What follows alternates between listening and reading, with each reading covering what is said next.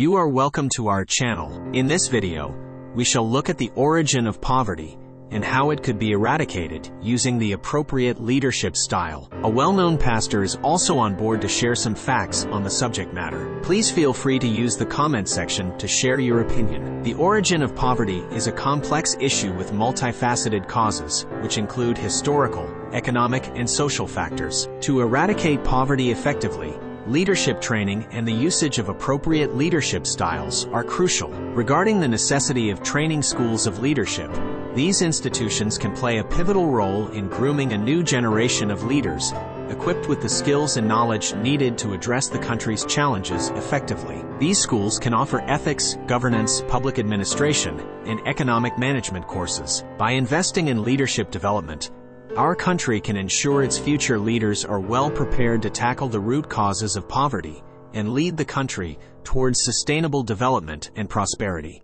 Again, and it is difficult to just characterize generally, but I'll tell you again that when you look at our history, the new generation churches mostly started in the 70s, picked up steam in the 80s, and then exploded in the 90s. And sadly, this was also a period of time when the economy degenerated, gradually degenerated in the country. So ministry was tailored to meet the needs in the society. If we're accused of preaching prosperity, for example, there are different colorations to it. Different colorations. Okay, yeah, maybe there are those that have been teaching, if you give 1,000 naira, God will make you a millionaire, right? But then also there were those of us who were teaching entrepreneurship. Okay, I was running a class, entrepreneurial class, some 21, 22 years ago in Daystar, on Sunday morning.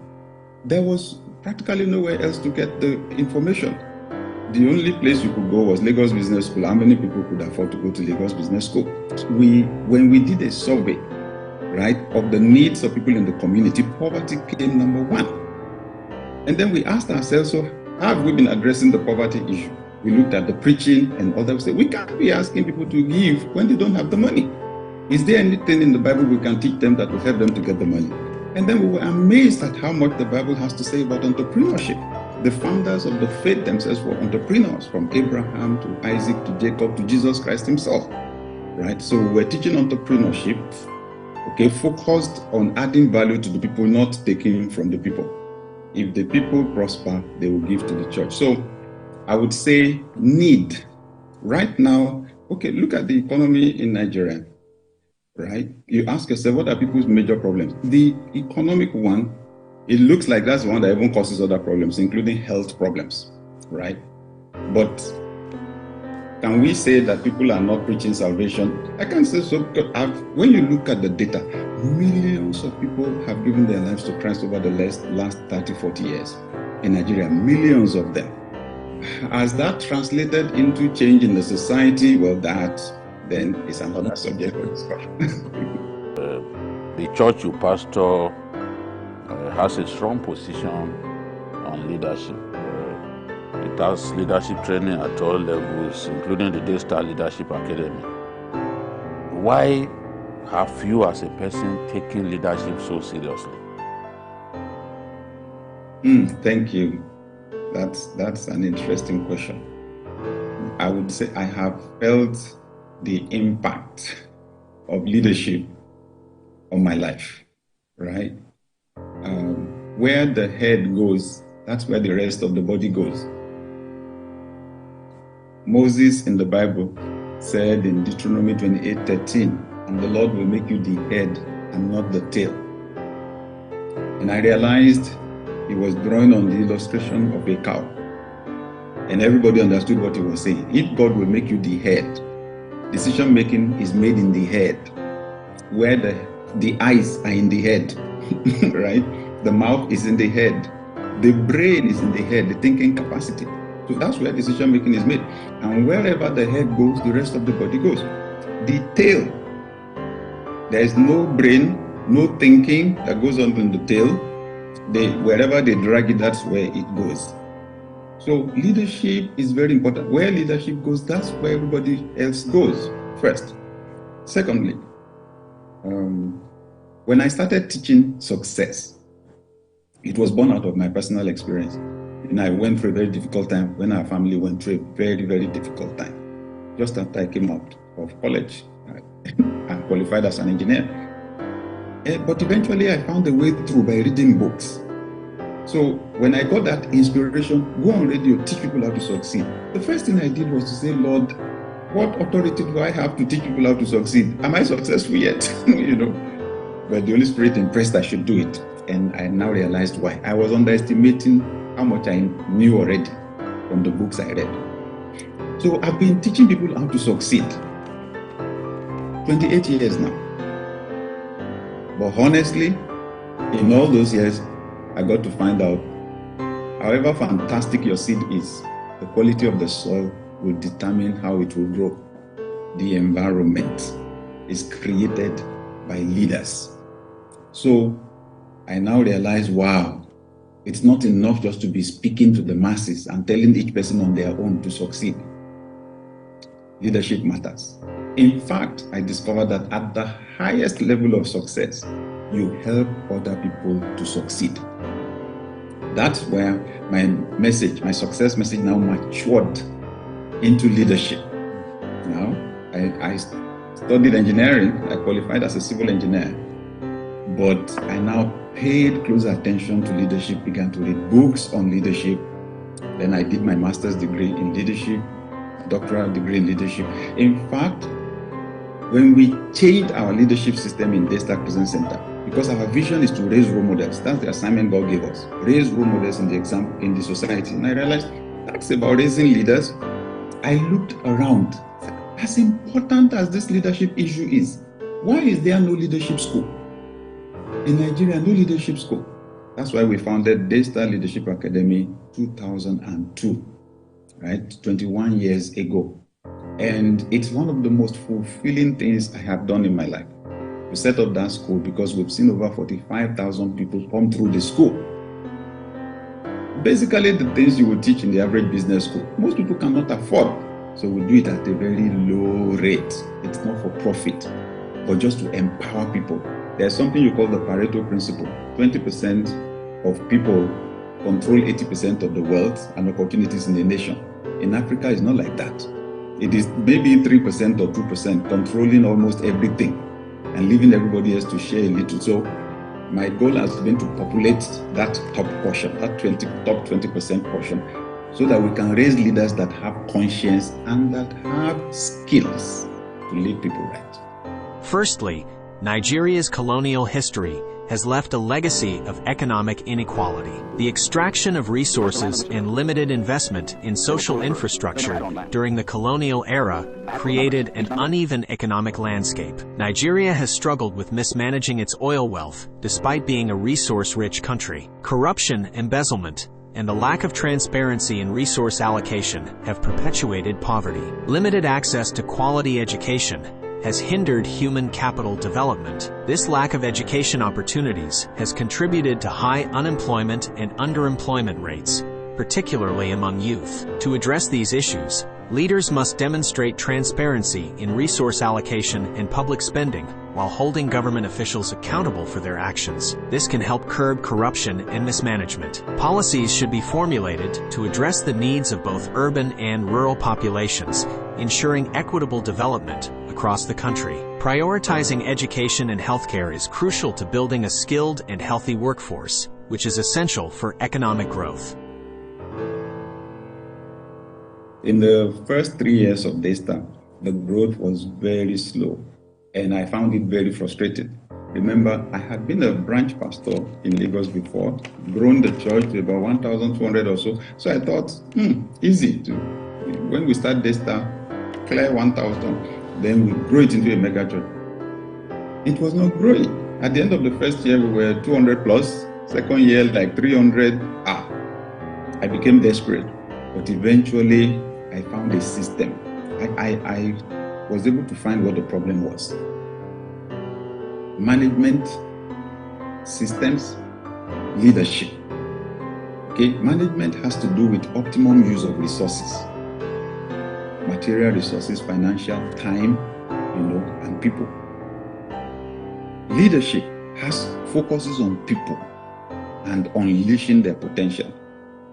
So I realized we did not have a training system that would consistently train everybody and take them from one level of skill and commitment to Christ to the other.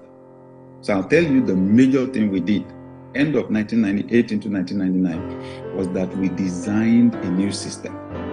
The backbone of it was a training system that we call the Daystar Academy.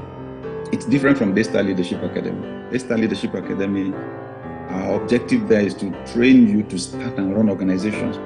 But in Daystar Academy, our focus is on helping you to be a good Christian, right? A good Christian that has character, that has the character and the competence and the capacity of Jesus Christ. So we designed it at 4 levels. So it's designed like a higher institution, 100 level, 200, 300, 400, right? When you come in at the first level, which we also call membership school, you will hear everything about Daystar, how it started, what God said, how it is structured, the requirements for being a member, benefits of being a member, all that in detail. Once you understand that vision and buy into it, it just powers you all through. But the training gets more sophisticated as you go on. Second level is maturity school. Third level is ministry school. Fourth level, mission school. This is basic training for all members of Daystar. That helped us to develop a culture, unique culture of raising people that have character. So this is it. Once we were done with the first level of training, it took me 9 months to get through the first level. I was teaching 1 hour every Sunday before the service started. Once we finished, we just shared it. Few classes taken by pastors, most taken by members. In Daystar, we say every member is a minister. So it is because from scratch, we stopped carrying all the load for the ministry and for the work. We shared it with church members. That's why even when we're absent, the church is able to run. Wow. Very good question. It reminds me of something that happened. I was on a flight with an ex-governor some years ago. So I commended him because he did some things while he was governor that showed that he has vision. So I commended him and told him that most of his colleagues holding political positions don't have those good leadership skills. He said, Sam, I agree with you. He said, Nigeria is like an aircraft that is being flown by pilots that did not go to flying school. And when they crash the plane, everybody will be screaming. I agree. We need leadership skills cultivation in Nigeria. We need it on a massive scale. I know you're talking about the people in leadership. Honestly, for people holding leadership positions already, we're talking about something they should have gotten yesterday. Let me say, all of us that are holding leadership positions, because I'm in the club, we should have acquired these skills since yesterday. It's not when someone is now holding a leadership position that the person should be looking for how to acquire leadership skills, right? So, but we can do intervention. And this is what leaders do all over the world. They get coaches, they get consultants to help them specifically in the area of leadership. People make a lot of assumptions about leadership. First, because of our culture, our leadership culture where it is kings that we've always had in our basic culture in Africa. The understanding of most people is that you're occupying a position is what makes you a leader. These days we are telling people, occupying a position does not automatically make you a leader. It only gives you the opportunity to lead. And a lot of people are squandering that opportunity. So, for best performance, I advise people in leadership position already to get coaches, to get mentors. Even the best players in football still have coaches, right? Because once you are holding the position and everything is coming at you right, left, and center, it's difficult for you to have to maintain self-awareness. You need feedback. The other thing I would say, therefore, is this. The best time to train a leader for leadership is before the leader occupies a leadership position. In the parts of the world that are way ahead of ours, they start from primary school. Honestly, I'll tell you what they do. It's not, they don't teach sophisticated theory to kids. They teach them service. They take them to orphanages. They take them, to places, old people's homes, where they can volunteer, do something for free to help other people succeed. Selfishness is part of human nature. All of us are born selfish. Isn't it amazing? I was watching a video, 2 days ago on Instagram. Different children, tiny kids, that their parents gave something to eat, and then the parents said, "Give me to eat," and they said no. We're all born selfish. In fact, somebody said that's why we like selfies, right?